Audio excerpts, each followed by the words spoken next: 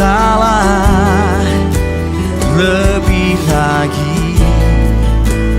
Urapanmu, lawatanmu, kaulah yang ku perlu.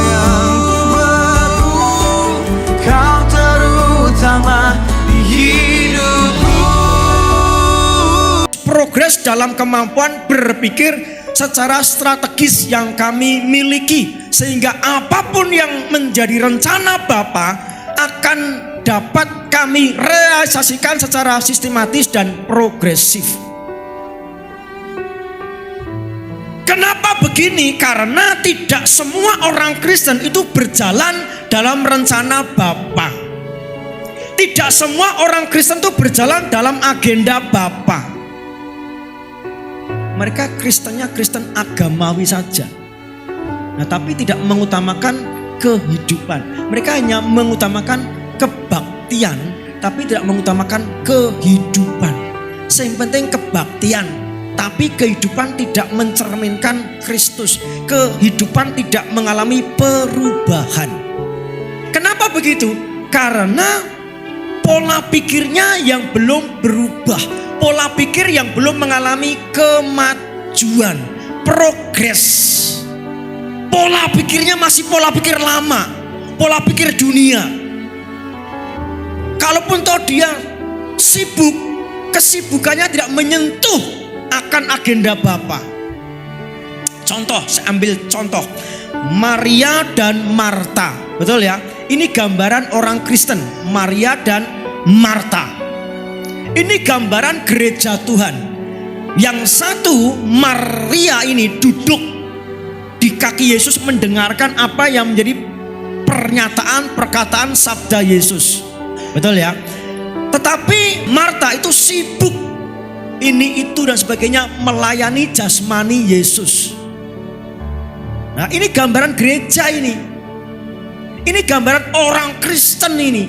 Nah, kesibukan Marta itu tidak menyentuh, tidak menyenangkan hati Yesus.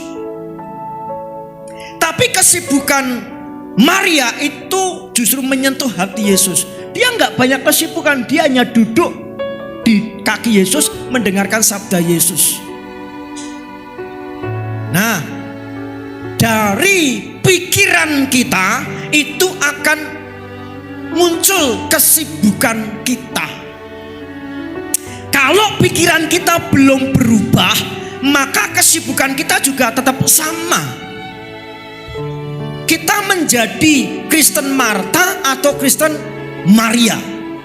Kita sibuk urusan ke gereja, urusan rohani, tapi sesungguhnya nggak menyentuh Yesus, apalagi nggak urusan rohani. Nah ini nih, karena berangkat dari mana? Pola pikir yang salah, pola pikir yang keliru, pola pikir yang belum mengalami progres. Orang ini sibuk sekali, tapi Yesus tidak berkenan.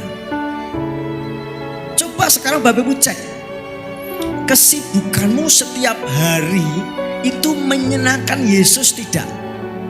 Coba cek. Karena itu berangkat dari mana? Pikiran kita, pola pikir kita. Dari pagi, siang, sore sampai malam, kesibukan Bapak Ibu Saudara itu kesibukan yang Marta atau Maria. Kesibukanmu itu apa gitu? Orang ini sibuk terus.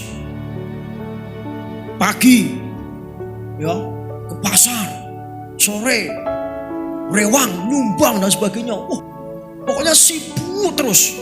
Nah, kira-kira kesibukan kita itu kesibukan dalam rencana Bapa, agenda Bapa, atau hanya rencana kita? Cek itu. Jadi sibuk kita ini itu menyentuh rencana Bapa atau tidak? Kesibukan kita ini menyentuh agenda Tuhan apa tidak? Jangan sampai kita seperti Marta. Marta ini sibuk sekali. Tetapi Yesus tidak merasa penting kesibukanmu. Lukas pasal 10 ayat 41. Tetapi Tuhan menjawab, Marta, Marta, engkau khawatir dan menyusahkan diri dengan banyak perkara. Jadi di hadapan Yesus, kesibukan Marta ini tidak ada artinya. Nanging Gusti mangsuli pangandikane, Marta, Marta, kowe iku nyumelangake lan ngrantesake prakara akeh. Orang yang sibuk tanpa rancangan Tuhan, orang yang sibuk di luar kehendak Tuhan, itu hidupnya ngrantes. Tahu ngrantes? Tolong ingkang sepuh-sepuh, ngrantes niku napa artosipun? Ngrantes napa Bu? Nelongso. Napa? Nelongso. Jadi ngrantes itu artinya nelongso. Kalau kesibukanmu tidak sesuai dengan kehendak Tuhan, kau nelongso. Mungkin kau sibuk sekali dan kau merasa penting sekali. Aku penting Pak, di masyarakat saya penting. Aku penting Pak, layat sono, layat sini dan sebagainya. Tapi sesungguhnya engkau nelongso hidupmu, grantes. Oh tapi kan kita harus serawung. Nggo Pak, nek ora yo sungkan Pak. Inilah kelemahan kita. Kita sungkan dengan orang lain, sementara kita nggak sungkan sama Tuhan. Kita pekewo dengan orang lain, sementara kita nggak pekewo sama Tuhan. Ada yang salah Bapak Ibu.